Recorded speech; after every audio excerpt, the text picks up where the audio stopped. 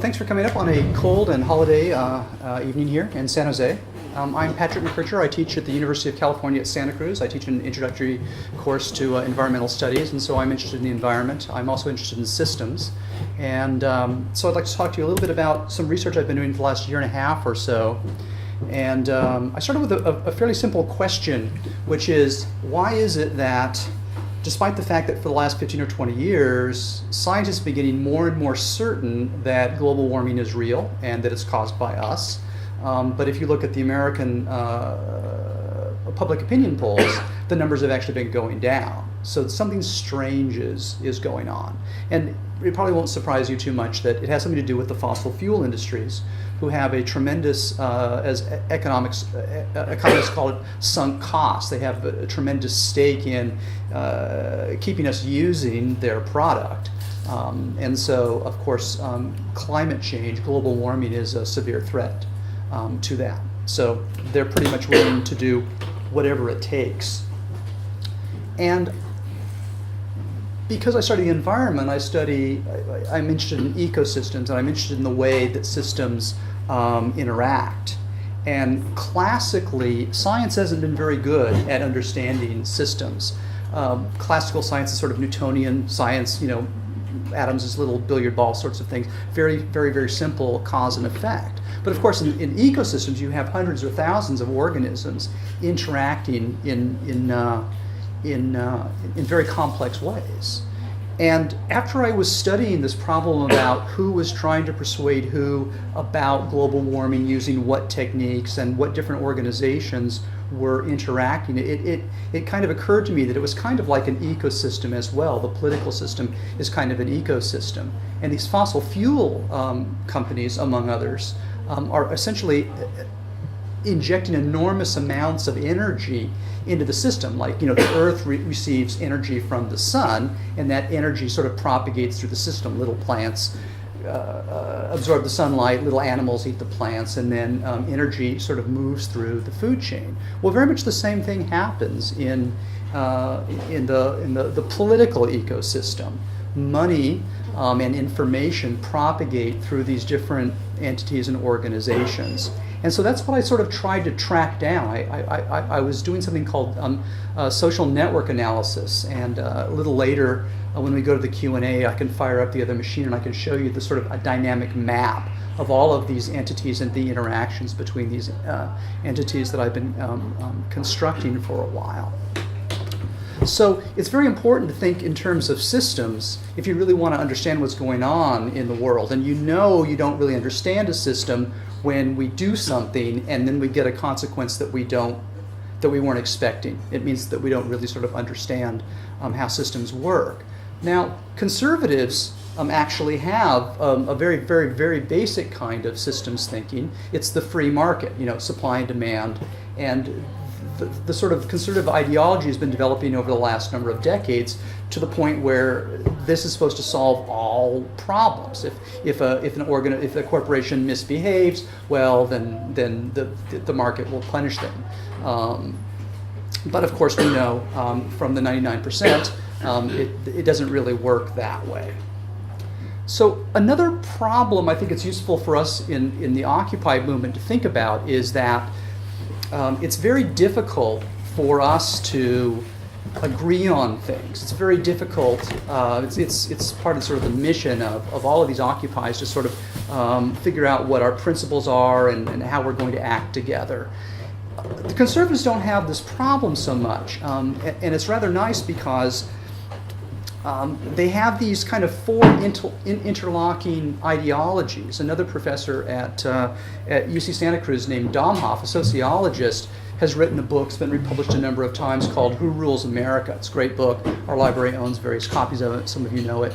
And there's a fine website. There's a lot of information about this. And what Domhoff has discovered is that historically, there have been sort of four means that elites have used to control what goes on. And it's not too terribly surprising. It's the military, it's the economic system, it's religion, and it's the political system. And these four interlocking ideologies, in conservative ideologies, are very much the same. You've got pro-military. You've got often fundamentalist religious thinking going on, anti-communism, and of course the free market, the faith in the free market. And I won't go into how all of these interlock, but if you think about it just for a second, it becomes pretty clear. Because communism is a threat, or historically has been seen as a threat, we have to have a strong military to protect ourselves. Communists are against religion, so if you're a religious person, then you have a problem with communism, and you can see how all of these things work. So it presents a kind of simple and clear and clean worldview about how the world works, and the right has very little problem unifying. You don't have to believe in all four of those, but conservative people often do.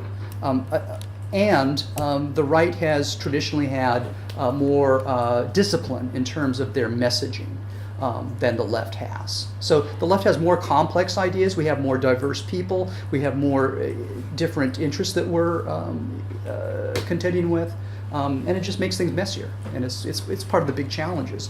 And if you remember, a lot of the press coverage early on in the Occupy movement, and still is, oh, it's disorganized, it's ragtag, it's they don't know what they're doing, and nothing will come of this. Well, we have to demonstrate that that's not going to be true. So I won't tell you more than you want to know about systems theory, but and some of you may know something about it. I've got a brief bibliography at the end, and I'll be sort of augmenting it.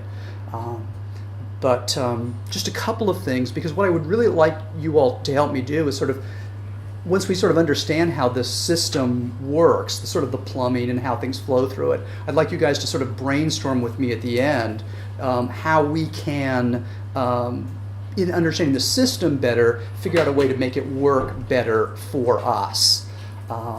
One of my heroes is Buckminster Fuller, and he is a sort of most famous for the geodesic dome, but a kind of a maverick thinker. And he had a metaphor, I think, that's useful here, of the trim tab. On the back of a ship, ships are very large, very hard to change course on ships. A trim tab is like a small rudder attached to a large rudder. And you move the small rudder, and it moves the large rudder, and then moves the ship. So it's this idea of leverage. It's that if you really understand a system, if you understand fundamentally how things work, sometimes small changes can lead to large changes. Systems are very resilient. They will adapt over time so that they can survive. But in order for a system to adapt, it has to have the information that it needs, right?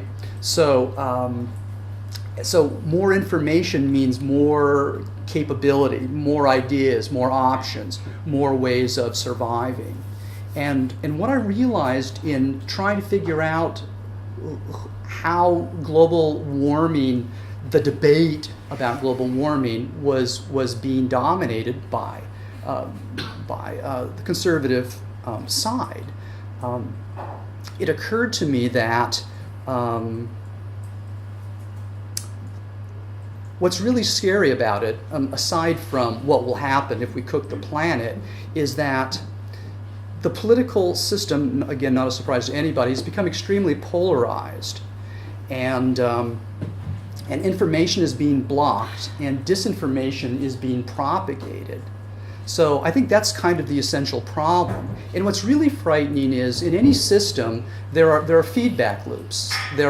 These are typically referred to as positive and negative feedback, but those terms are misleading because it makes it sound like one is good and one is bad, which is not true. You have to have both of these. A better way to think about it would be maybe balancing feedback versus amplifying feedback. Amplifying feedback is great. I mean, we need it. It's the way we learn things. It's the way things evolve. But we also need balancing feedback.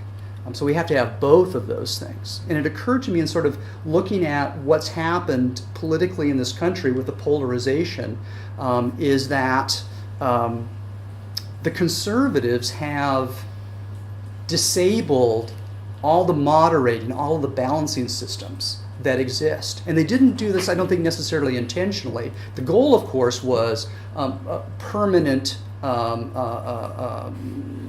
majorities to control the House and the Senate and the President. But in the process of doing that, the unintended consequences, because they didn't really understand the overall system, was that the moderating influences have been disabled. And that's one reason why I think we're getting these kind of oscillations, as systems people will say, back and forth. You remember in 2008, Barack Obama, huge win. It looked like the right was going to sort of be in the wilderness for a long time, whereas only 2 years later, they came back, right? The Tea Party enabled them to come back and they could take the House, right? So we have these shifts going back and forth, and that shows you that the system is unstable, and it shows you that moderation doesn't function the way it should. So here's a quick overview of what I'd like to go over tonight. So in the next section, we're going to look at what I'm calling sort of the operating system. Computers have operating systems that allow the different parts of them to interact. And of course, this sort of political ecosystem that I've been talking about also has an operating system. And essentially, what we learned in high school about the 3 branches of government. And the second section is how corporate forces, industry, has become involved in sort of gaming the operating system to make it function in the way that they want to in order to affect public opinion. And then the fourth section is specifically about how the media has been used by what I've started to call the right-wing infrastructure in order to dominate discourse in this country, move the country to the right. And the case sort of study that I'm using, again, is this global warming, which is a useful case study because it's a very complex issue. So you get to sort of see all the players and how they interact. But it's also, of course, a really important issue, maybe the most important one that we're facing, actually. And front groups have also played a really, really important role in this story. And they'll come up sort of periodically through the other sections, but at the end I want to sort of return to front groups specifically, and specifically the Tea Party is really important. So don't have a lot of time to sort of go into this, and I know a lot of you sort of know about this already, but there's a very good book called Life Incorporated by Doug Rushkoff. Does anybody know that book? Our library owns it. I recommend it highly. It's very readable. He sort of starts off the book saying, I think he's living in New York, and some people get mugged, or maybe he gets mugged, I don't remember, in New York, and he goes so many blogs about it. And his neighbors are giving him a bad time about announcing to the world that there was some crime in their neighborhood. They said, you can't do that because it's going to drive down, the real estate values in our neighborhood. And he's thinking, well, wait a minute, we live here, we want our kids to be safe, and sort of talking about a problem would be the way of solving it. And it sort of got him thinking that we started thinking of ourselves as brands and having stock. We started thinking of ourselves in the same way as corporations do. And so he sort of looks at the history of corporations, and we were just referring to it early on. We, in our very own county here in 1886, I guess, we had a famous case where the railroad, the Union Pacific, was trying, not unlike a virus, viruses try to sort of pick the lock on cells so that they can then sort of interact with them. And so the Southern Pacific Railroad had been, or the Union Pacific, I guess, had been trying to get itself declared a person for a long time. So just whenever there was a lawsuit, they would just insert this boilerplate. And usually they got caught. And it's like, what do you do? And then, oh, I'm sorry. But eventually, not quite sure how, it slipped through. And that's how it sort of our county has become sort of historic for this. But that's not the beginning of charters, of corporations. They were originally kind of a full-on scam. And in fact, the British government passed what they called the Bubble Act, because there was this, like we had the tech bubble a number of years ago, there was this company called the South Sea Company, and there was this sort of mania, and all kinds of people were investing in it, and of course it sort of blew up. And one member of the parliament said, what we should do is we should take, the guys that did this, and we should sew them in sacks with snakes and money and drown them. And there were actually some pretty dire consequences. And for like 50 years, you couldn't have corporations.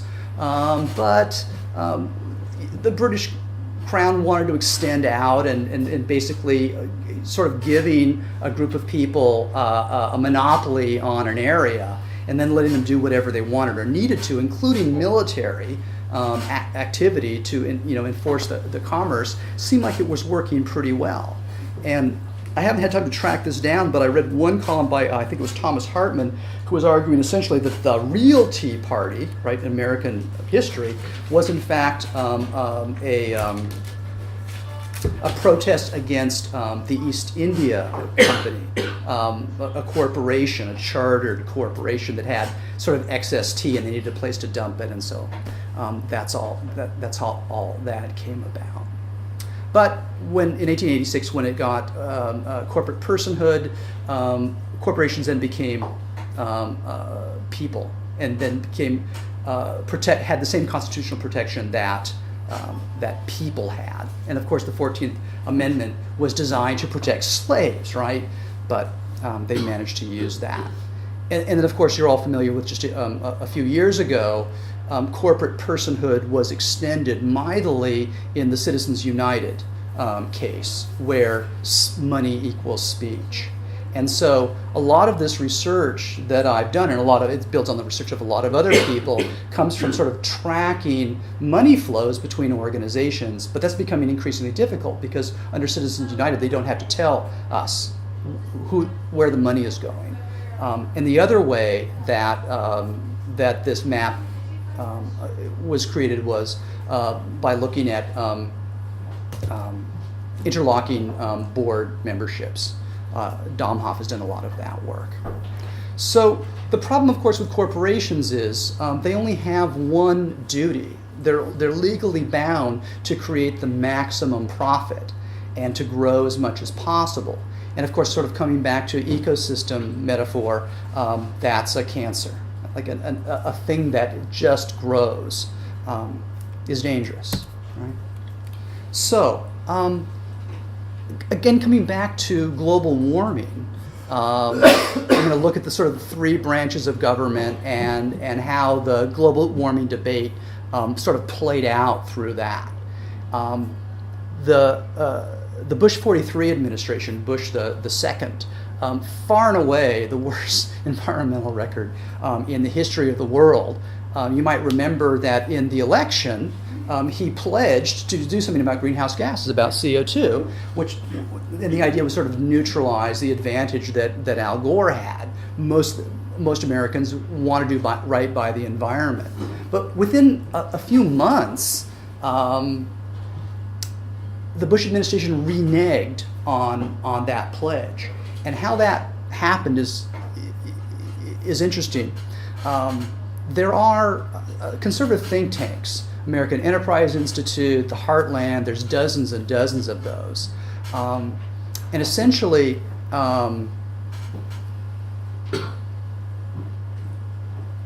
they grew out of something called the Powell Memo.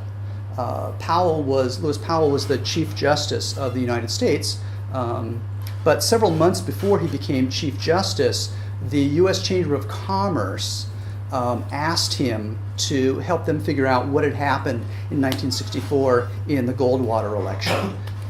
Goldwater, as you recall, fairly conservative fellow, although interestingly, a number of people have commented or observed that neither he nor Ronald Reagan, these sorts of pillars of American conservative ideas, neither of them would pass muster now, at least by Tea Party standards, because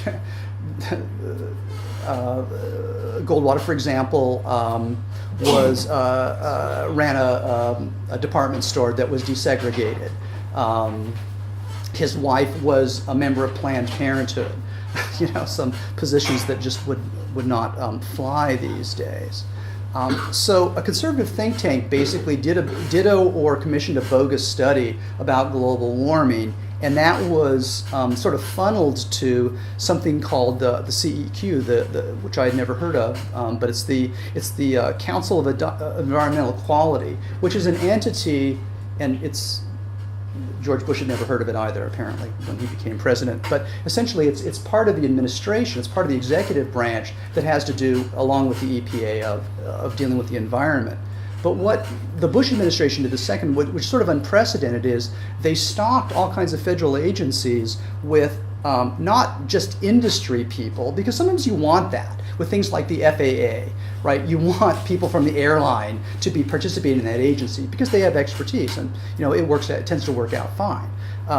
But what the Bush administration did is, since they don't believe in regulation, and they would try one of two things to get rid of three things. They would try to get rid of regulations, right? And the Reagan administration did this as well, right? Went to industry and said, which rules do you guys not like, and we'll, tell us and we'll get rid of them. And that happened to a large degree. They can also not fund the agencies that are designed to enforce the rule. So that's another way that they can keep regulation from happening.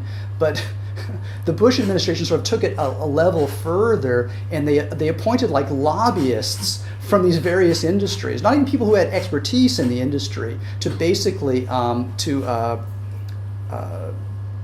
sabotage any effort to actually enforce environmental laws. And so basically this study was passed to the administration from a think tank and to Vice President Cheney's office. This was about the time that he was convening the Energy Task Force, you might remember. And again, unprecedented. They wouldn't even tell the American people who was in the task force, like what companies were coming. And even entities of the government who have a right to know about these things were asking for like who is in the meeting, and they were refusing to give this information. Eventually, there was a Freedom of Information Act, and some of the information came out. But essentially, Cheney and Rumsfeld and a number of other people, Wolfowitz, were pursuing what's been called the imperial presidency. There were some sort of setbacks to that in the Nixon administration, right? And there were some reforms that were set up, but the neocons have basically been trying to sort of reestablish presidential power. So that's what sort of what they were doing. I'll move on, but the head of EPA was Christine Todd Whitman, who didn't have a horrible environmental record, but not a great one by any means. But she sort of didn't get the memo. So right after they came into the office, there was a meeting, I think in Italy, international meeting where they were going to talk about climate change. And since the president-elect had promised to do something about climate change, she confidently went to this meeting in Italy to discuss international climate. Well, we can't have that, right? So by the time she got back, the administration has sort of done a 180 on this.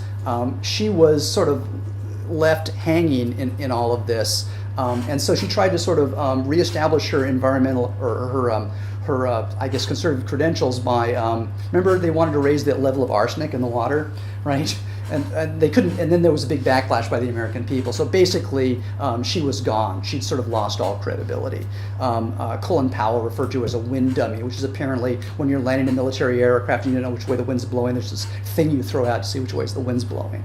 And that's what happened to Whitman. The other thing that was just completely unprecedented in the Bush administration was the suppression of science. You might remember the guy from NASA, James Hansen, basically was gagged. He had to get his speeches approved by the White House. The White House, there was a political operative who was editing his talks before he could speak about global warming. And finally Hansen just decided that he couldn't deal with it, and he was just going to accept the circumstances, and he was going to say what he wanted to say. But it wasn't just NASA, it was Fish and Wildlife, it was the USGS, it was NOAA, it was the National Academy of Sciences.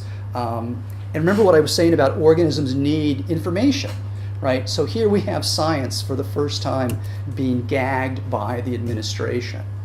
But of course the administration wasn't alone. There was the legislative branch that was involved in this as well. So 1994, sort of very much like what we experienced in 2010 with the takeover of the House and I guess the Senate, sometimes called the Gingrich Revolution. And of course he's now the front runner in the GOP primary. So I think it's sort of useful to review his record.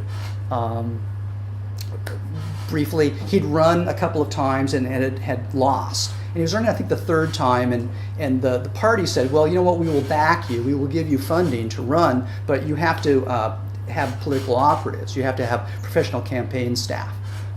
So he agreed to that. And the ploy that they came up with was he was running against someone, an incumbent, I think, from Baltimore, like quite near the D.C. And he basically portrayed her as a woman who's going to abandon her children, and I guess to go to D.C. and become corrupted by whatever happens in D.C. And that worked pretty well. And they thought, oh well, let's just extend this. So essentially, they decided, well, you know what, we're all going to go home to our district so that we're not corrupted by this terrible city in Washington, D.C. And so essentially they would go home every weekend and they would come in Tuesday morning or maybe Tuesday afternoon. All of the committee meetings were Wednesday morning, and then everybody would go home again. So traditionally, of course, people would move to D.C. and you would go to the Little League games and there would be interaction between the parties. Essentially, this sort of this culture of cooperation, I mean, it went away for a number of reasons, but part of it was starts back then. In any case, James Inhofe from Oklahoma becomes chair of the House Environment and Public Works Committee, which has jurisdiction over global warming. And he held that position for a number of years. And he has what I call here the ideological trifecta. He's an evangelical, and of course, fundamentalists believe that humans can't alter the world, God's creation. We're not powerful enough for that. So global warming, therefore, can't be real. The largest recipient of oil money, maybe not surprising, being from Oklahoma, but extremely anti-environmentalist. In fact, I think he was the only person that voted against the Everglades restoration. And he is famous for saying that human-caused global warming, anthropomorphic global warming, anthropogenic global warming is the greatest hoax ever perpetuated on mankind. And of course, if you're a committee chairman, you pretty much dictate what goes on. You can dictate who speaks and for how long and when bills come up for vote and all of that stuff. So he would invite what I call hacks, fakes, scientists who aren't really qualified to speak about climatology. Famous one or infamous one is Fred Singer. Fred Singer kind of started his political career back during Star Wars in the Reagan administration, arguing that we needed it and it would work and things like that. And then he sort of moved from that issue to the supersonic transport. And so there was some concern about environmental damage from the supersonic transport. So that he sort of morphed into environmental issues. And then he sort of became a hired gun for the tobacco companies, arguing that secondhand smoke wasn't harmful. And this is a really sort of important part of the story. The tobacco companies kind of pioneered the strategy of putting the science in doubt. And of course, because global warming is essentially a scientific issue, they had to do that, right? So they had these sort of hired scientists. And there's a very small number of them. But the think tanks, for example, would make sure that they were available for media interviews and congressional testimony and like that. And so during the time that Inhofe was running this committee, and this gets back to the idea of how it was the American people were less and less sure that global warming was real when science was becoming more and more real. During this time, during the 90s, essentially these hack scientists, these paid scientists, they achieved parity with actual climate scientists. There are thousands, tens of thousands of legitimate climate scientists. But if you look at the number of congressional testimonies, if you look at the number of mentions in newspapers, mainstream newspapers, prestige newspapers, they started to have parity. So not a good thing at all.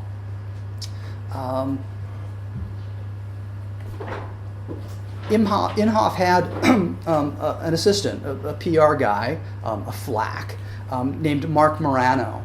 And Mark Morano sort of famously got, I guess, upset, or I don't know, I heard a story that he sort of got upset at Sting at one point because of his rainforest advocacy. And so they decided, we need to have a conservative version of this. And so he eventually went to work for Rush Limbaugh, and then he went to work for Inhofe, and basically ran the website for the committee, and basically gave legitimacy to the climate skeptics.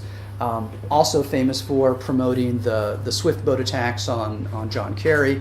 John Kerry, of course, was co-sponsor of a number of climate bills, which were never passed, and of course was never president, as Gore was never president. So we had some opportunities to have a president who could or would have taken action on climate, but it never happened. The last thing to be noted about the legislative branch is that it has some judicial powers. It can subpoena people and make them testify under oath, as Newt Gingrich is threatening to do now, if you've been watching the news the last couple of days. And so Inhofe and some other people have been involved in some lawsuits, for example, to prevent polar bears from being listed as endangered.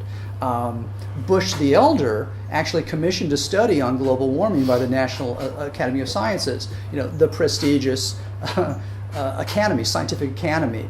And Inhofe and other conservatives basically sued to keep that document from being used. More recently, you remember the Scopes monkey trial about Darwin and about creationism, evolution, thank you. The conservatives in the House have been threatening to have Scopes trials around climate science. And if you remember the Al Gore film, Inconvenient Truth, there's this famous, what they refer to as the hockey stick diagram, showing how carbon dioxide and global temperatures have been mirroring each other since the beginning of the Industrial Revolution. Well, so they're threatening to put scientists on trial because they're arguing that they're actually lying and manipulating the information. You remember ClimateGate and all of that stuff. So they have they have judicial powers, but of course we also have the judicial branch. And coming back to this idea about moderating forces, when the founding fathers sort of conceived of the government, the judicial branch is that moderating force, right? Judges are appointed for life. They don't have to run for election every 2 years, as the House does. But when Powell was sort of doing his post-mortem about why Goldwater lost so badly, the conclusion that he came to in the Powell memo, as it's come to be told or called, is the right lost because they lacked the infrastructure that the left had. The left had the American Civil Liberties Union, right? Had a legal arm. It had think tanks, say like the Brookings Institution. And so what the conservative folks decided was we need to have all of that stuff too. We need to build all of that capability. And so they've been carefully, systematically building up this infrastructure for decades now, very patiently, very systematically organizing.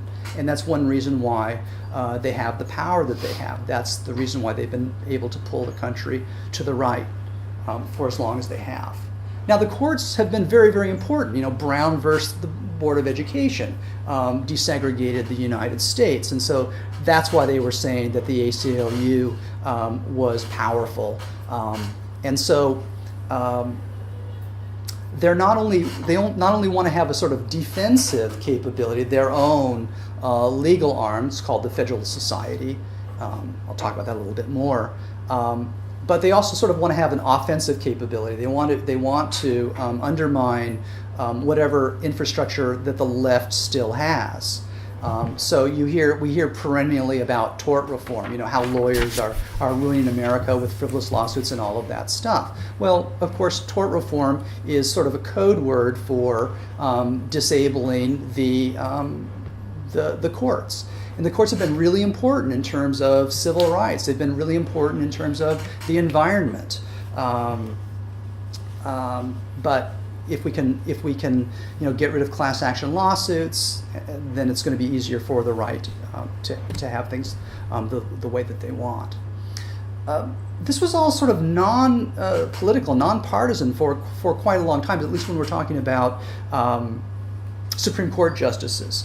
The Constitution says that anyone who's qualified can be a justice. I think you even have to be a lawyer traditionally. And so the bar is pretty low for qualifications. But you might remember the Mork nomination some years ago really kind of polarized us, or because he was so conservative. And since then we've had a number of really important Supreme Court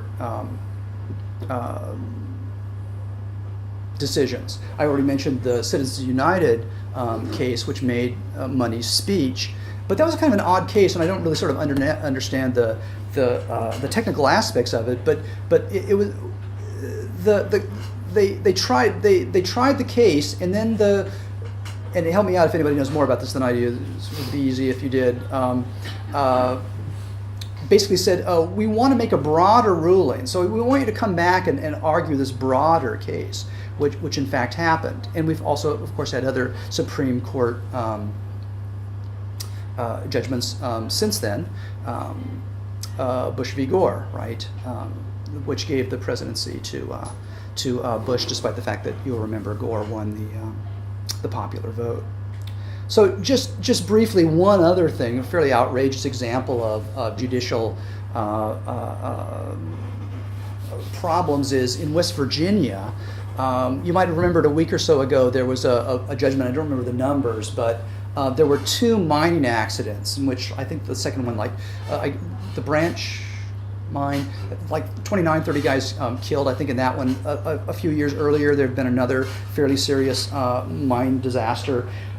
These were from Massey Energy, and Massey Energy was run by a fellow named Don Blankenship. He was even profiled on 60 Minutes a while back. You might have seen that. Lots and lots of safety violations and environmental violations as well. Massey, I think, is like the number 6 largest coal company, but are doing far and away most of the mountaintop removal, which would basically, they will blast the top of a mountain and dump it into the gullies and the streams, causing huge environmental impacts.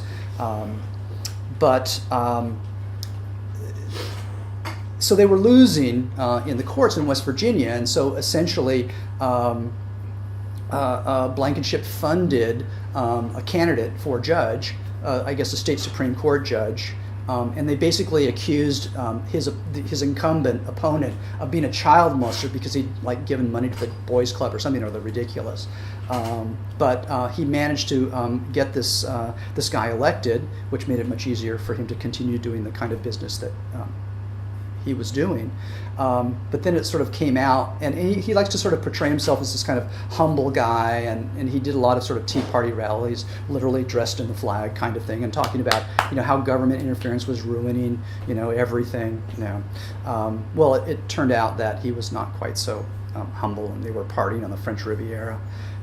Also in West Virginia, the Attorney General was threatening to, or actually did sort of investigate a man, again, at climate scientists.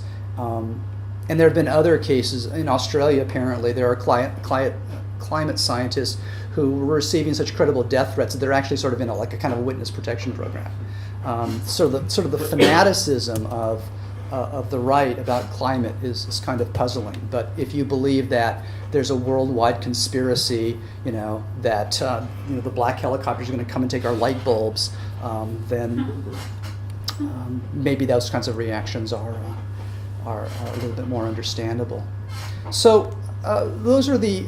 There are some other non-governmental actors, and essentially industry-funded.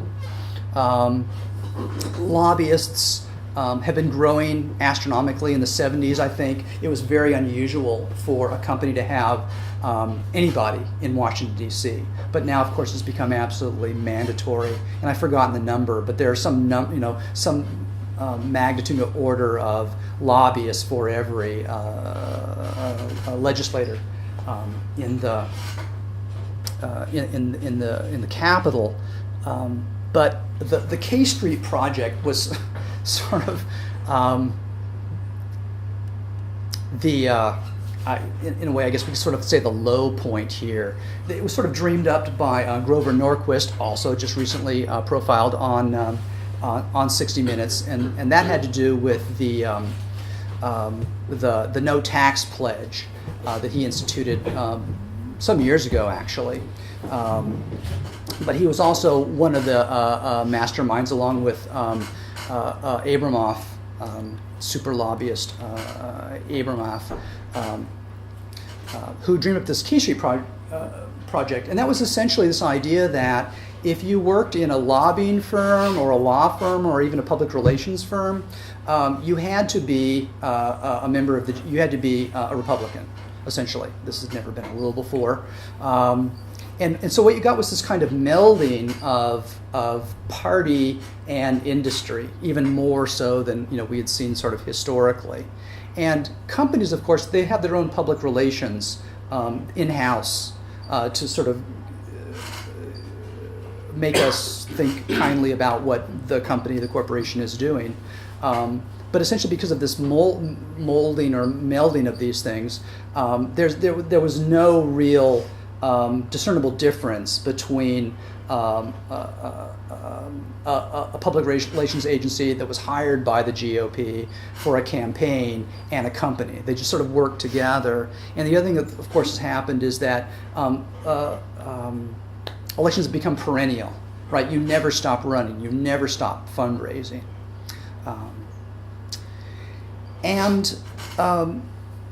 Tom DeLay was, I guess, speaker at that point, and this was all getting pretty blatant. There was something called The Book. So if you wanted to go and see him in the waiting room to his offices, there was The Book. And The Book was a list of people who'd contributed, I guess, to the GOP or something. And if you were in The Book, you had access. And if you weren't in The Book, you didn't have access.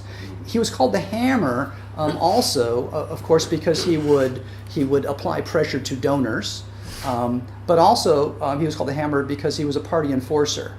And, we've already observed that there's been this tremendous polarization in American politics. There's a couple of reasons for that. One is very, very conservative Southerners, after the Civil Rights Movement, would move to the GOP. So that's one way that sort of polarization happened. But there used to be a fairly moderate branch of the Republican Party, mostly in the Northeast, Rockefeller and other sorts of people like that. But they've been kind of systematically hunted down and eliminated. They're called rhinos, right? Republican in name only, not conservative enough. And so DeLay was sort of part of that. So the Republican leadership back then was all pretty much involved in this K Street project, which was essentially just money for favors. It was pretty blatant, actually. And even when DeLay had to resign, and I don't remember if he went to jail or not, but basically a lot of his staff people just sort of rolled over to the current Speaker Boehner's staff. And so the current GOP leadership still is sort of connected to the K Street project. Excuse me, Patrick. Yeah. Didn't they also almost insist that people, GOP representatives, hire lobbyists to be their chief of staff or staff members? Yeah. There's this sort of revolving door thing that's very common, but there was actually something referred to as the class of delay, I think, because when the K Street thing was instituted, um, th- they were never quite sure like who was pure enough, and so a lot of congressional staffers were hired in the lobby shops and other places, right?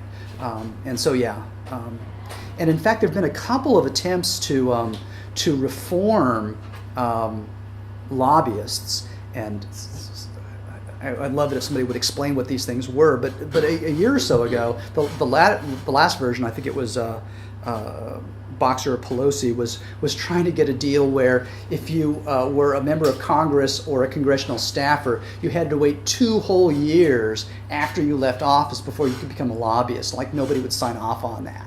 So it's a year, right? So there is this kind of constant revolving door.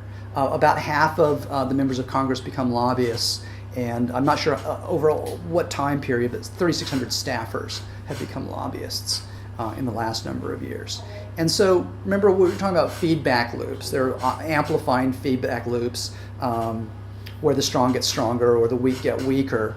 And so of course with the corruption, the conservatives become more powerful. When they become more powerful, they can call on more favors. They can run more successful races. It's very important. It's very expensive to run for office now, and so money is a huge advantage. And there's also a sort of a complementary, or downward spiral for the left. If you lose power, then you lose influence. If you lose influence, you can't attract donors. If you can't attract donors, it sort of keeps going down that way.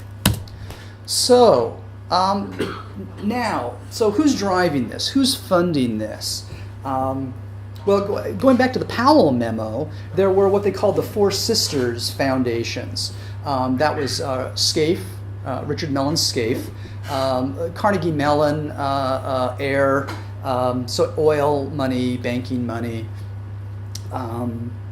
Bradley, I believe, was electronics, defense industry. Olin, I think, was chemicals. I forget what Smith, Richardson, where that money came from. Koch brothers have been in the news quite a lot. They weren't the original Four Sisters, but they've been hugely important in terms of funding. In fact, there's a term that's come up in the last year or so, Kochtopus, because the money's just everywhere. And again, if I can fire up the other laptop later, and if anybody wants to look at the map, it's very impressive how the Koch people kind of propagate. Coors, actually, family also has been very important in funding conservatives, especially anti-union stuff. And so Scaife and Koch and Blankenship, I put them on kind of a continuum, and I don't know if it matters all that much, but Scaife is not really involved in business anymore. His commitment is completely ideological, and he owns a little newspaper. I'll get to that later. The Pittsburgh Tribune Review or something or other, kind of a hobby for him. Not a very big circulation, but there are a couple of newspapers like that in the Washington Times that's run by the Reverend Sun Myung Moon that allow kind of these kind of marginal stories to work their way into the mainstream press. More on that later. Kochs are sort of in the middle. They're clearly ideologically committed to the right, but they've been hundreds of EPA and probably also some safety violations in their company. The Koch Industries is the second largest company in the United States. It's number 2, right behind Archer's Daniel Midland, but it's a privately owned company. So the two brothers, I think, combined are about the 9th richest person in America. But until like a year and a half ago, nobody had ever heard of them because it's a private company. They don't have to disclose what they do. But because of some reporting, we know a lot more about what they've been up to. So they're ideologically committed. Their father was one of the original members of the John Birch Society, the anti-communist organization. But they clearly also have business interests. For example, the XL pipeline that's going to bring dirty tar sand oil down to the Gulf to be refined. They're involved in that, although they were denying it for a while. And the last guy I've already mentioned is Don Blankenship. It's sort of hard to know what his ideological commitment is, but it seems pretty much like criminal activity being sort of disguised by sort of political posturing. So there are companies, of course, like Exxon that were really important in funding climate denial stuff, but there are also industry trade groups The American Petroleum Institute is sort of a trade group for energy companies. The National Association of Manufacturers, founded 1895, became a player in opposing FDR's New Deal legislation. The U.S. Chamber of Commerce, formed some years after that, been a huge player in terms of climate denial. We think of the Chamber of Commerce as sort of, your hometown organization and, supporting the Little League and, but most of their money comes from a rather small number of very large corporations, and the energy companies have been hugely important in that. So, public relations, again, can't really go into it. There's a great documentary, maybe some of you have seen it, called The Century of the Self. It's online, it's like 4 hours long, but it's well worth it. It does a lot of the sort of history of public relations. I recommend it highly. But there was a company in Colorado, a mining company in Colorado, and it's actually owned by the Rockefeller family. And the workers went on strike. And they were living in company housing. And of course, during the strike, they couldn't live there anymore. So they were sort of thrown out of the company housing. They went up in the hills and they set up tents. And there was some friction. There was some violence. Typically, back in these days, there was sort of a standard sort of 4-step formula. If you had a strike going, the first thing you would do is you would get the public on your side. So you'd use the local newspaper to portray the workers as being misled by outside agitators, right? They didn't really have any real problems, but it was those dirty reds, that were coming in and were causing problems. And basically, once you had public opinion on your side, then you could send in the goon squads, right? You could use violence to put down the strike, and this happened fairly commonly. So things were getting a little tense there, and they actually, the governor ended up sending in the army, the National Guard. And the strikers were like delighted at this point because they thought that the soldiers were there to protect them. But fairly quickly it turned out that that was not in fact the case. The goon squads that were already there, I believe they had an armored car with machine guns on it. So violence in fact did break out. The goons were sort of firing haphazardly into the camp. And at one point they went in and they attacked the camp and they were burning tents. And there was one tent where they had dug the dirt down, I guess, to sort of stay warm, and there was a tent over the top of it, and I think 11 women and children burned to death in this tent. And this created a national stir, and Rockefeller hired a guy named Ivey, came to be known as Lee Ivey, I believe his name was, early public relations guy. I think he might have worked on the Creel Commission, which was during World War I. You might remember America was not excited about the idea of going to war in Europe, and so they had to be sort of convinced. And so this sort of early public relations effort at propaganda worked, and so that gave people in industry the idea that it could work as well. So another guy who was very big in this sort of story is a guy named, I believe, Edward Bernays, who is Freud's nephew. He features prominently in this Century of the Self documentary. Flashing forward a number of years, Upton Sinclair, during the Great Depression, ran for governor in California. And he was a socialist, basically. There were a lot of socialists in America. Hundreds of mayors in America were socialists. It's sort of hard to remember this now, but it was in fact true.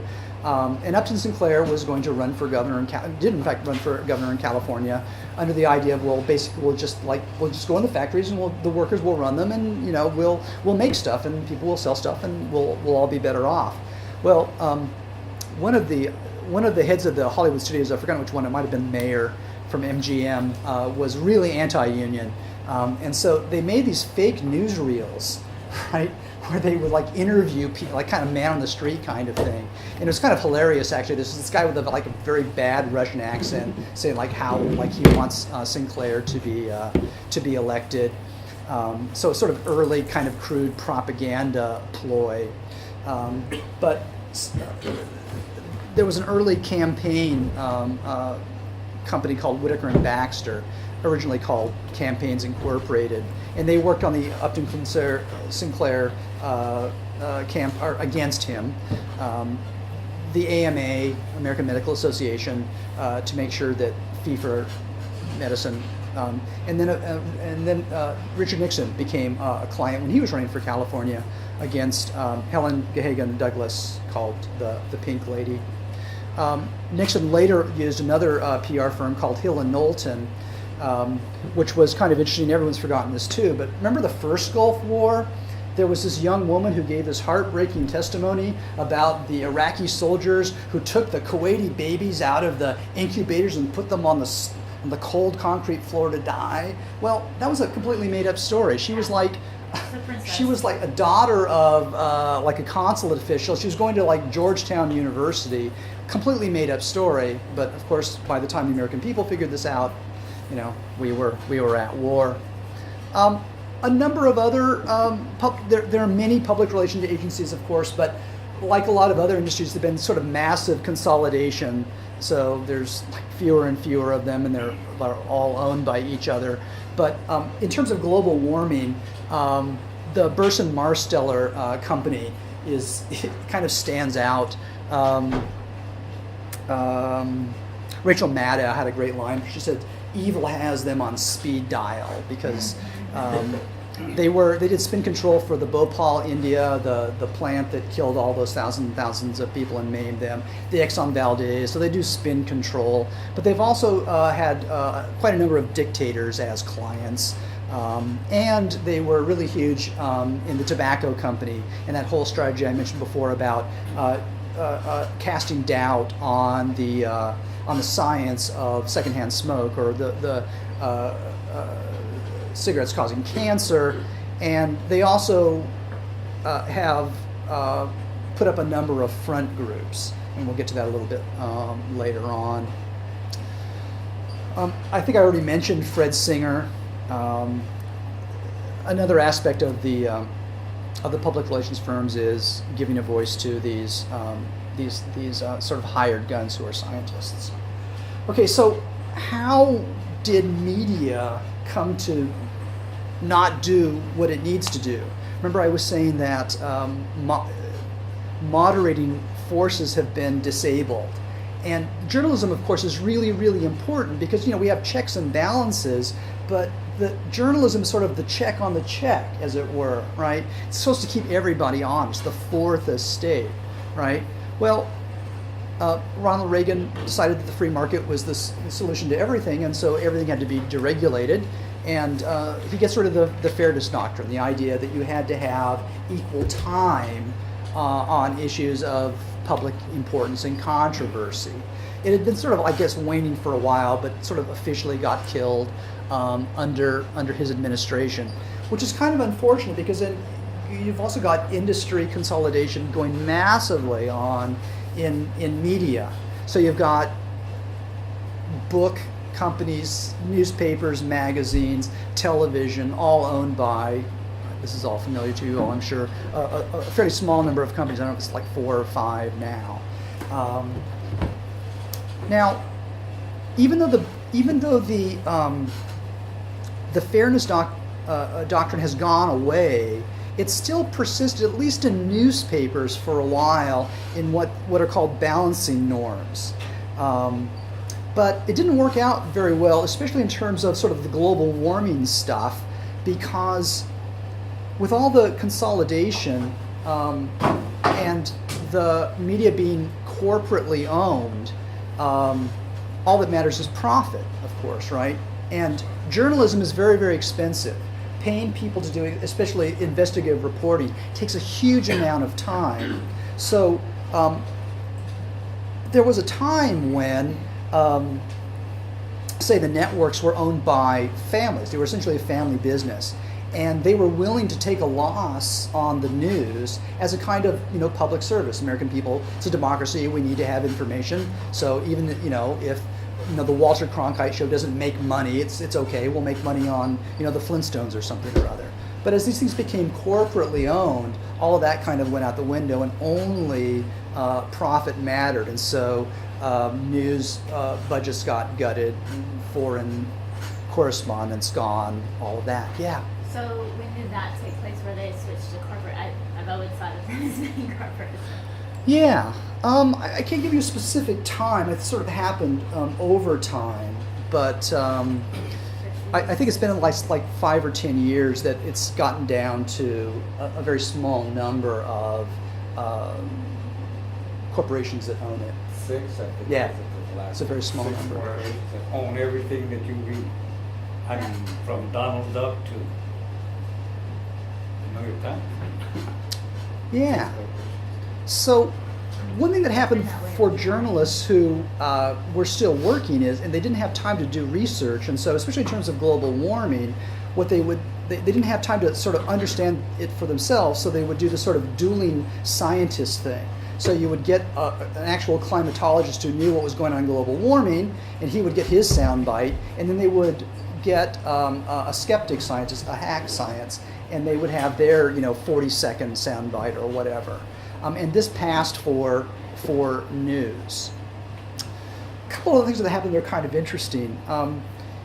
We think of one media, one technology displacing other ones, like television took the place of radio, but it doesn't actually work that way. Kind of coming back to this idea of an ecosystem, a species will will morph differently to take advantage of some other kind of resource, some sort of ecological niche. And that's what happened with radio, actually.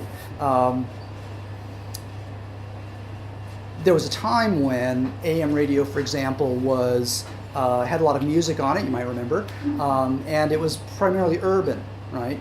But there were technological shifts, there were demographic shifts, music became better on FM, just technologically, and so sort of AM radio had nothing to do, it didn't have a purpose anymore. And so it shifted over to news and talk, and then sort of a lot of talk.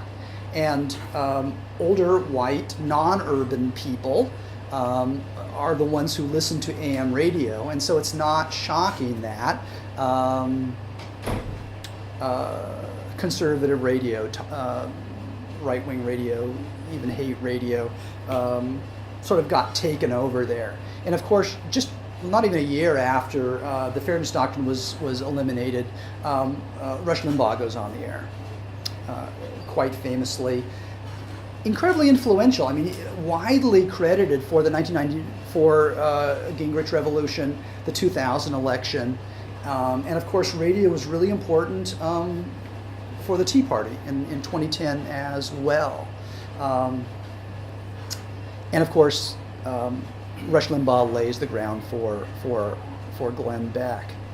So there's a very good book called Echo Chamber by Kathleen Jamison Hall and somebody else, and they sort of looked at what Limbaugh does, and he ridicules his opposition. He takes very extreme positions, but his positions are so extreme, and this would tie over to Glenn Beck as well, that when the sort of mainstream GOP politicians take a position, it actually seems kind of reasonable. But sort of, again, historically, we've been shifting very far to the right in the last 20 or 30 years. The other thing that Limbaugh does is, and Beck does this as well, is they read sort of really marginal stuff on blogs, on these small newspapers like that I already mentioned, the Pittsburgh paper, and they take that sort of strange marginal stuff and they give it legitimacy, and that allows it to sort of move into mainstream media. So that's a pattern that's been going on for a while. Fox, of course, and Clear Channel, the radio network, were cheerleaders for the Iraq War and for the Tea Party. Clear Channel, though, again under the sort of deregulation started under the Reagan administration, there used to be rules about how much media a company could own, right? You couldn't own the television station and the newspaper, and the radio station in the same town, right? But those, sorry? Murdoch does. Yes. A lot of it did that. Yes. So because these rules have been, so if you donate to the GOP, then you get additional properties, and then you become richer, and then you can make more donations, and it kind of spirals from there. So, Murdoch kind of just completely gave up any pretense of having any kind of objectivity when he gave the Republican Governors Association $1 million, and then turned around and gave $1 million to the U.S. Chamber of Commerce as if they needed it. The RGA, the Governors Association, is kind of a farm team for sort of grooms people to run for president, for example. And something else has been sort of interesting, at least in terms of climate change and other issues, and I'm sure you've noticed it as well, because the right couldn't get action on part of its agenda at the federal level, right, because the Senate is still Democratic, they started going to the state level to try to get what they want. And there's an organization called ALEC. Have you guys heard about this? You've been following this? The American Legislative Exchange Council, I think. They write model laws for states. Arizona immigration, the prison industrial complex. A lot of that legislation is coming out of ALEC. And the Republican Governors Association is part of that same kind of effort. If you can't get what you want at the federal level, do it at the state level. Trying to defund the unions, or sort of defund eliminate collective bargaining in Wisconsin and other places is again part of this effort. Fox News is run by Roger Ailes. Roger Ailes got his start in politics running Richard Nixon's campaign, and Bush Sr. The Willie Horton ads you might remember. Negative ads he thinks are perfectly fine, informative. No new tax. Sorry? No new tax. Yes, all of that. And of course, what Fox has done is they've made journalism really, really cheap. Again, investigative reporting is expensive, but pundits are cheap. Bloviators, just people giving their opinion without any support of anything, is cheap. And you can't even sue them, right? You can't sue anybody for an opinion. I mean, if people make factual errors, you can call them on it. But, and the other thing that's significant about Fox News, and if you saw that very fine documentary, is it Out Fox? Is that the one it is? Yeah. Basically, Fox propagates the message of the day. I was saying in the beginning that the right has discipline. They stay on message in a way that the left typically doesn't. So every day, the GOP says, this is what we're going to talk about, and this is how we're going to talk about it. And then Fox simply propagates that. Okay, verbatim, they repeat it Yeah. verbatim. Yeah, you'll hear it just all over the place. So Glenn Beck just sort of takes the lunacy just a little bit further. Death panels and government internment camps, and George Soros is the Antichrist, and Agenda 21, the black helicopters coming to take our light bulbs. Yeah. There was something about that mentioned on the news this morning. Really? Yes. It's Bachman. It's a sort of a standard Tea Party position that any kind of energy conservation is part of a worldwide, one world socialist conspiracy to run our lives and take away our freedom. That's why Michelle Bachmann calls them liberty bulbs now, light bulbs. Sort of so extreme. There was another congressional committee that was run by a GOP guy named Upton. And during the Bush administration, he had voted for a bill for energy conservation, energy efficiency. Like, how radical is this? Let's be more efficient with our power. But part of it was this idea that by 2014 or something or other, light bulbs were going to be 20% more efficient, 30% more efficient. Didn't say you couldn't have an incandescent bulb anymore, just that we were going to have more efficient light bulbs, just like we're going to have more efficient cars. CAFE standards higher miles per gallon. But because of the sort of shift with the Tea Party, this guy basically had to disavow ever having wanted more efficient light bulbs. But Beck also has been really effective in character assassination. There's a guy here, actually locally, you might know him, Van Jones from Oakland. Pioneered this sort of idea of green collar jobs, right? In America, a lot of young people need jobs, they need education. Why don't we get them insulating our buildings, installing solar panels, installing more efficient windows? We could save money on energy every year. We wouldn't have to import oil from people who don't like us. It's a win-win-win for everybody. Installing windows could turn into a good union job. If you're installing solar panels, you could go back to school and learn how to do electrical engineering. It was just a great idea. It was getting a lot of traction. Well, Beck decided that Van Jones was going to be like the green czar, and green is the new red, right? It used to be the commies we were afraid of, but now it's the environmentalists who are going to enslave us. And Van Jones is a convicted felon, Well, he was asked to cover the Rodney King riots, and he got arrested. So he's a convicted felon. He's a communist revolutionary. Brief flirtation when he was a very young man with Marx's dogma, but Beck just kept going after him and going after him and going after him, and basically, Van Jones said, I have to resign. I cannot ask the Obama administration to expend energy, defending me. So he ended up resigning. And then Beck went after like 3 or 4 other people for just ridiculous stuff. There was a climate bill. It might have been Carrie Lieberman, but Lindsey Graham was a Republican who was a co-sponsor of that bill. It was a tripartisan bill, climate bill, had a shot at passing. Basically, Graham bailed, and the reason why he bailed was he said, just flat out, that he was afraid of what Fox in general and Glenn Beck in particular was going to say about him. So Glenn Beck has had tremendous influence. There's also print media, of course. Books have a kind of prestige.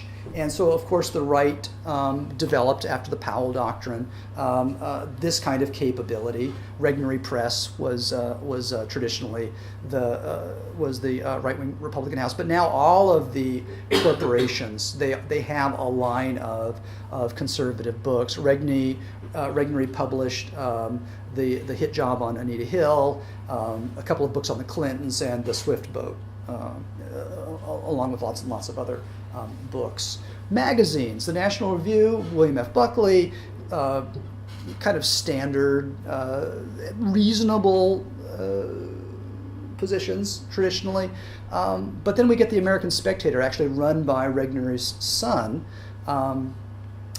Scaife, who I mentioned before, Richard Scaife, basically funded something he called the Arkansas Project, which they thought was going to be sort of the Bernstein and Woodward, the sort of the Watergate thing that was going to expose the evils of the Clintons. And it started with sort of Bimbo-gate, right? And they were sending people down to Arkansas to sort of dig up information on Clinton, and then they couldn't find anything that would work, and I forget which one it was, Lewinsky or somebody was going to, no, it was Paul Jones. They were going to settle, but of course they didn't want them to settle, and so the Federalist Society got heavily involved in this.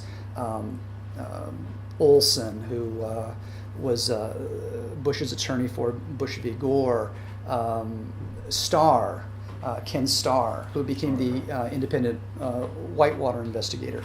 Not qualified. There's already a guy, Fisk, who was in the job, but Judge Sentell, another member of the Federalist Society, got rid of Fisk and put Starr in there. Starr spent, 10 or 17 million, months and months and months trying to find something on the Whitewater thing. The Clintons, of course, lost money on the deal, so there was no malfeasance at all. So that didn't work, and so then Scaife became convinced that Vince Foster, who was the staffer, the White House staffer who committed suicide, had been murdered by the Clintons. Right, there was a conspiracy there, and because there was money, he was paying people for information, and so they would just manufacture information. And it just got wilder and wilder. There were people coming up with stories that the Clintons were like flying drugs and guns into little airports. And, Starr at some point desperately wanted to get out of this, you might remember. So he sort of like tried to wrap it up. And then there was this, because he'd been offered a job at Pepperdine University, also funded by Scaife, but there was this like uproar, like, oh, you can't bail, and so he put in like 6 more weeks, but then, then he happily went to went to Pepperdine and lived happily ever after. Newspapers, of course, I've already mentioned Scaife's newspaper and the Washington Times. Huge funder of climate skepticism. They published a lot of stuff by Singer, and it actually started about the same time in the same way under the Star Wars stuff. Just a few other things. Direct mail. A guy named Viggory kind of pioneered this.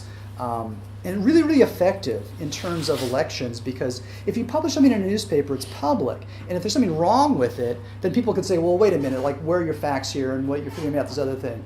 But with direct mail, there's no correction, right? And so the most kind of outrageous stuff, the fear-mongering stuff, oftentimes say senior citizens are targeted by direct mail. You know, they're going to take away your health care. And I think it was the North Carolina primary. I think it was the 2000 election, 2004. There was a direct mail piece on John McCain, that he had an illegitimate black daughter, which I think caused him to lose that primary. Well, he had adopted a girl from Bangladesh, right? But it was his illegitimate black daughter. And so that's the kind of stuff that happens in direct mail. Also, in terms of global warming, there have been a number of these petitions you might have heard about. The first one was called the Heidelberg petition. And it's kind of this mirroring strategy. Remember I said that the right was sort of building this infrastructure. Well, this all kind of got started during the 60s and the 70s, again, about the time of the Powell Memo. You had the Civil Rights Movement, you had the anti-war movement, you had the feminist movement, right? So there were a lot of sort of progressive movements that were threatening to conservatives, and so there arose a counter movement. And counter movements will very often use the tactics of the movement that they're using. And so if the IPCC, if the UN has international climate conferences, as they periodically do, right? Kyoto, Rio, Copenhagen, we just had one in Durban, right? Well, then the right has to have their conference as well. So there's something called the Heartland Conference. Happens every year. It's sponsored by a conservative think tank. Scientists have traditionally signed petitions, sent open letters to the newspapers or letters to the president. Einstein and a lot of other scientists, Bohr famously sort of did this around nuclear power years and years ago. So the right, of course, has to have its Heidelberg Conference, completely bogus. Came out with a kind of motherhood statement about like science shouldn't be misused, but of course it was twisted to attack climate science. A few years after that, the Oregon petition, tiny organization no one's ever heard of in Oregon, wrote this scientific paper about how global warming wasn't real. It was signed by, this petition was sponsored by a guy who had been actually the president of the National Academy of Sciences. So they formatted this thing to look like an article in the National Academy of Sciences, but it wasn't. Along with a Wall Street Journal editorial. This was before the web, so they sent this out in direct mail to thousands and thousands of people and invited them to sign this petition if they were a scientist. But of course, you got Mickey Mouse and Posh Spice and all kinds of people signing it, and so then that becomes sort of debunked, and so then they'll just roll out another version. So this has happened periodically, but you hear this stuff cited all the time. John Coleman, who's the founder of the Weather Channel, who actually is not even a weatherman. His degree is in political science. His BA is in political science. He used the Oregon petition as the basis for the work that he was doing. He appeared in Glenn Beck. And Inhofe cited the petition. 17,000 climate scientists say that global warming isn't real. Well, no. I'll go quickly through this stuff. Digital media, email is basically the digital equivalent of direct mail. It does have the additional characteristics, though, that you can send a web link, right, to a web page or a video, and so information gets propagated using email. But it also has this kind of, in a way, a kind of a trust thing, right? So if somebody you know and you trust sends you an email, they're kind of endorsing it. So it has a kind of power. Social networks are starting to take over that. Blogs, the Drudge Report, turned out to be sort of really influential in a number of instances. It was an early way that the Swift boat story got out and got some traction. Actually, one of his friends was one of the elves in the Lewinsky scandal, I forget which one. So that was propagated. And of course, it started as a scandal magazine, as a Hollywood gossip thing, but it kind of morphed into political coverage and eventually became a sort of like the thing that everybody read. 6.5 million people a day were going to the Drudge Report. Yeah. What do you mean by elf? Sorry? Oh, I've forgotten who it was. I want to say it was Ann Coulter, but I'm not entirely sure. And Tripp, Linda Tripp, a number of people that were involved in getting the Lewinsky story out and getting the dress, remember the blue dress and all that stuff. These 3 or 4 women referred to themselves as elves. I don't remember why. But of course, there's no accountability in a blog. Whenever there's never any correction of information. Push comes to shove, Limbaugh and Drudge and Glenn Beck, they say, oh well, we're just entertainers, right? You can't expect us to verify our information. But there are other imitations of this. The Breitbart has a number of blogs, Big This and Big That, who propagated the O'Keefe stuff that I'll get to in just a minute. Newsmax is a blog, but it looks like journalism. It looks like, like the Associated Press, but it's a blog. But it fools lots of people. And of course, there have been websites that have fooled people too. There was something in terms of global warming that was really important called the Tech Central Station, which was an early example of a website that denied that global warming was real. Video is another important digital media, and James O'Keefe has been a very effective practitioner of this. In a minute, I'll get to one of the last things I want to talk about, which is when one of the Koch brothers, who's an engineer, got involved in sort of picking up the baton for the Powell memo. He approached as an engineer would, or as a businessman would, where there are sort of supply chains, beginnings and ends. And so, in order to keep the Republican conservative movement strong, you have to consistently bring in people, bless you, and train people. And so the conservative infrastructure has this kind of incubator training capability.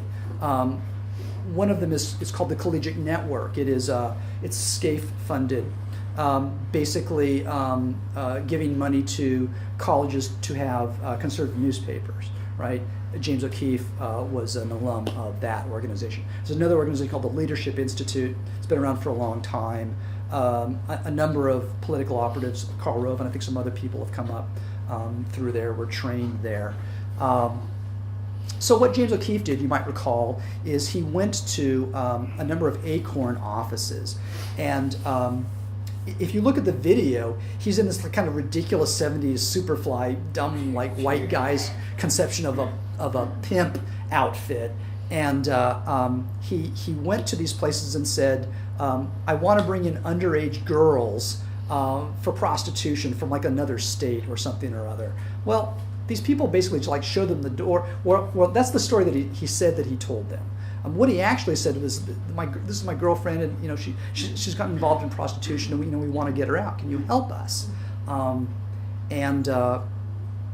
So a number of these organizations apparently tried to help them. At least one of them went to the police, but that doesn't actually matter. So he took the videotape and he re-edited it to make it look like Acorn had been assisting prostitution, Well, of course, it had been doing nothing of the sort. Yes. Yeah, but that's not really editing. That he altered it. Yes, He totally altered completely. it. He didn't just edit it. He didn't just take out stuff. He put in stuff that never happened. That Yes. what didn't occur there. Yes. He added it in. Yes. And pretended that that was what actually happened, and Yes. it wasn't. And Acorn, for the 2008 election, registered 1.3 million people to vote in this country, mostly poor people and people of color, right? So, we can't, that's a problem. And the House, I don't know if the resolution actually passed, but there was a resolution in the House that praised O'Keefe and his partner for their fact-finding, for their function as governmental watchdogs, their exemplary action, and the American people owe them a debt. And Acorn was defunded and basically self-destructed, right? So 1 million people registered to vote. Not going to happen again. Not too long afterwards, he went after a woman named Shirley Sherrod, who worked for the Department of Agriculture. She was giving a speech about how she had helped these white farmers, and he edited it. He distorted it in a way to make it look like she had done exactly the opposite, right? That she had discriminated against them.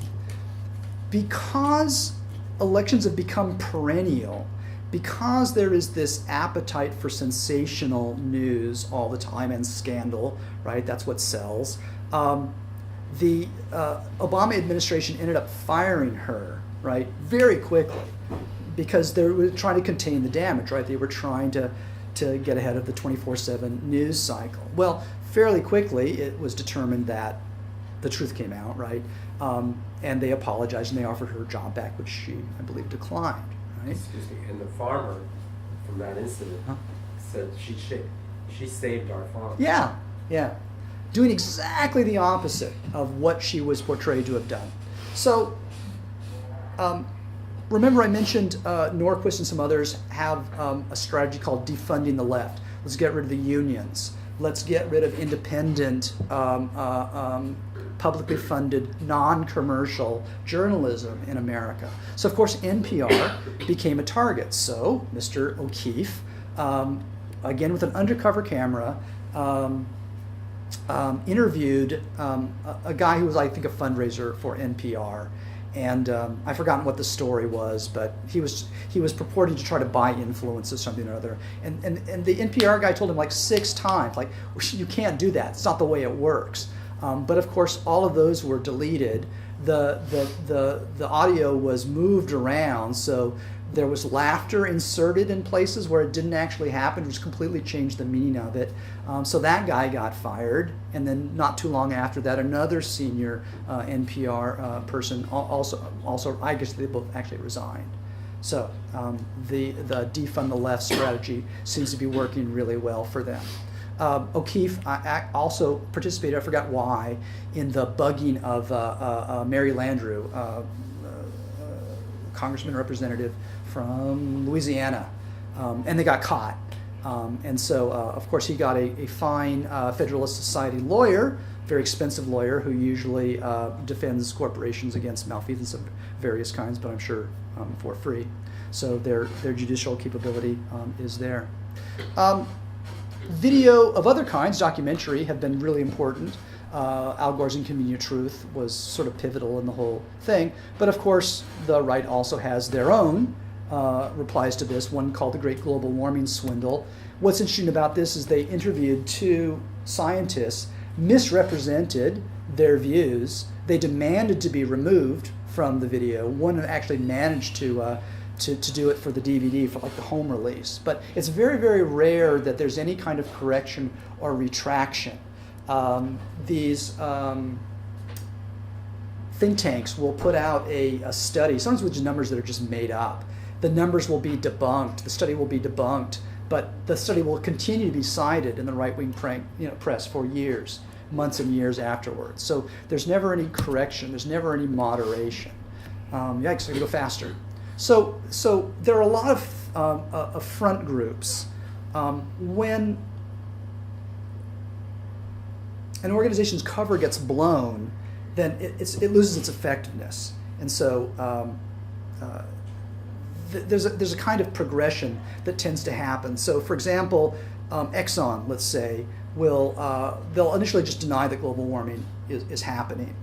But when that doesn't work anymore, then they'll say, oh, we're doing something about it. So it's called greenwashing, right? Whitewashing, but greenwashing your company's reputation. After a while, we catch on to that too. That doesn't work anymore. And so they'll join an industry group which pretends to be doing something about the problem, global warming or whatever it is. After a while, that doesn't work anymore. It loses legitimacy. The information comes out about it. It's becoming clear they're not doing anything about it. And so what happens is companies will start to defect from those groups, right? Because they don't want us to retaliate against them. They don't want boycotts. They don't want any kind of action. They don't want to have negative reputation. So the companies will actually bail out of these sort of industry fronts, and it will leave just like the American Petroleum Institute or something or other. When that doesn't work anymore, basically what they will do is they will fabricate what are called astroturf groups, right? You know about grassroots organizations, right? Occupy.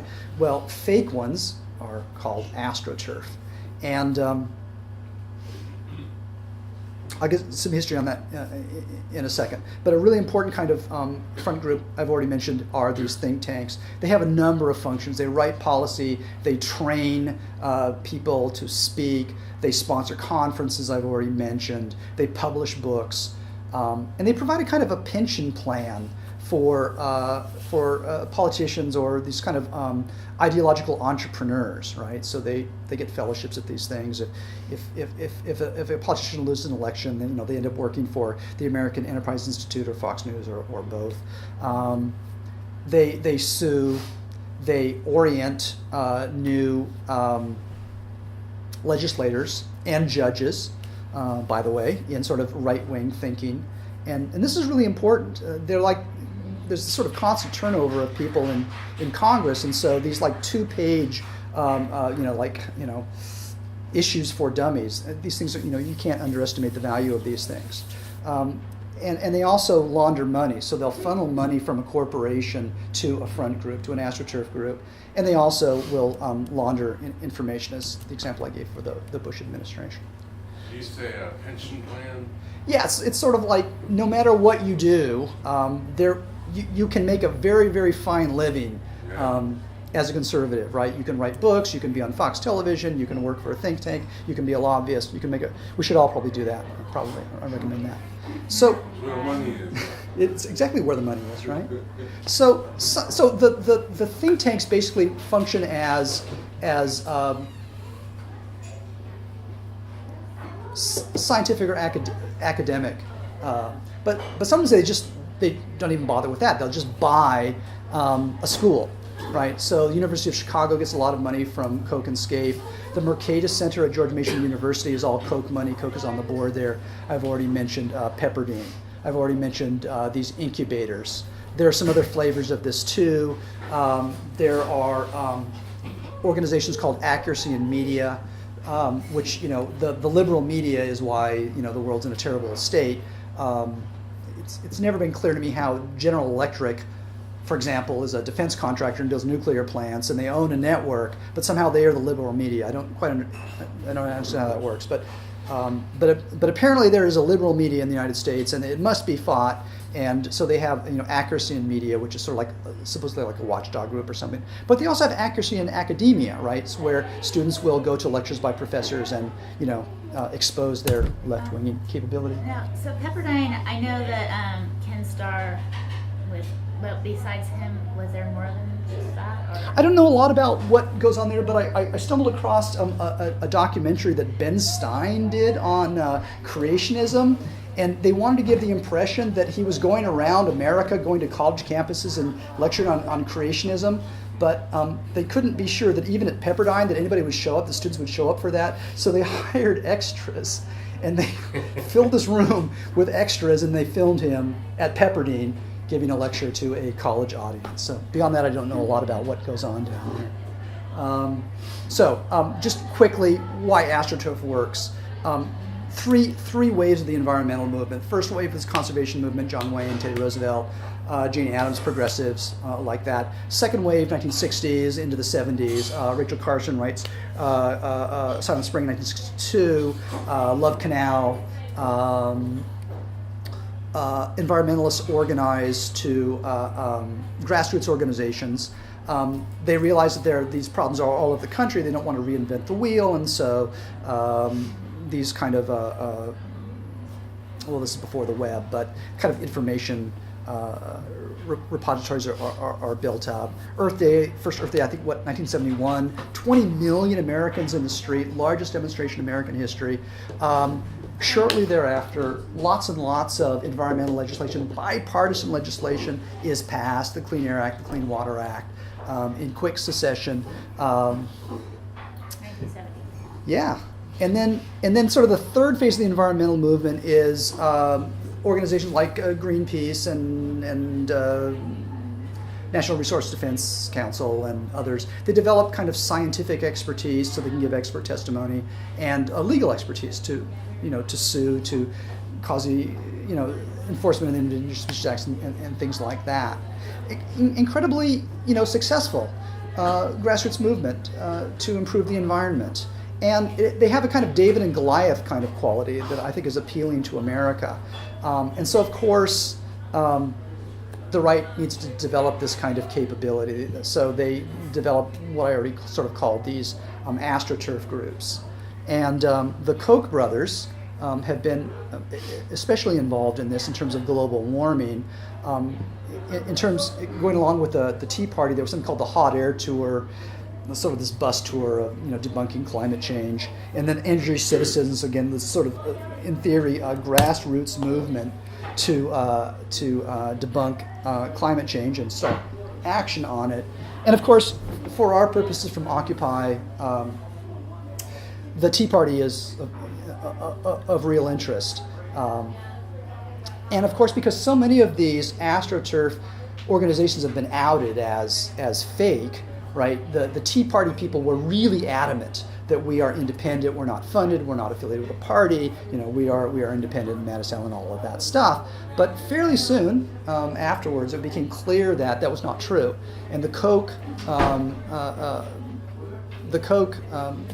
industries, they have a number of organizations: Freedom Works, Americans for Prosperity, and CSE, and they're all sort of interchangeable, and they morph and they merge, but they all do basically the same thing.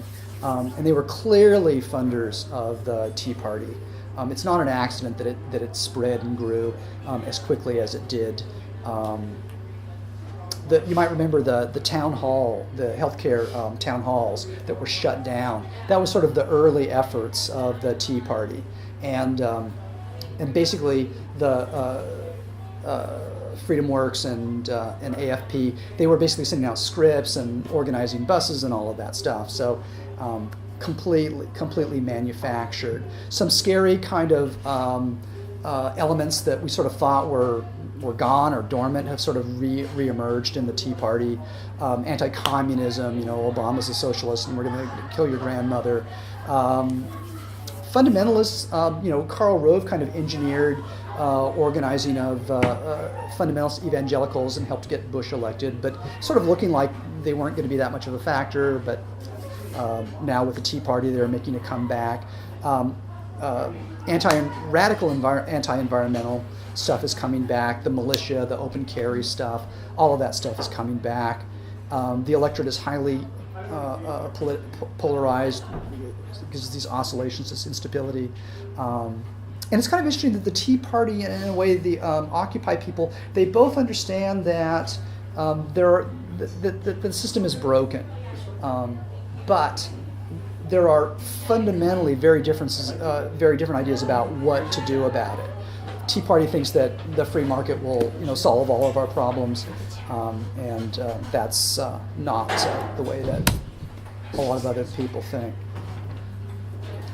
So, now that we understand a little bit more about systems, this is the part where I was hoping that you would help me brainstorm. Well, if this is what's gone, if my diagnosis of the problem is at all accurate, then what is to be done? If the problem is that these moderating forces have become disabled, how do we get them back? If the problem is polarization, what do we do about that?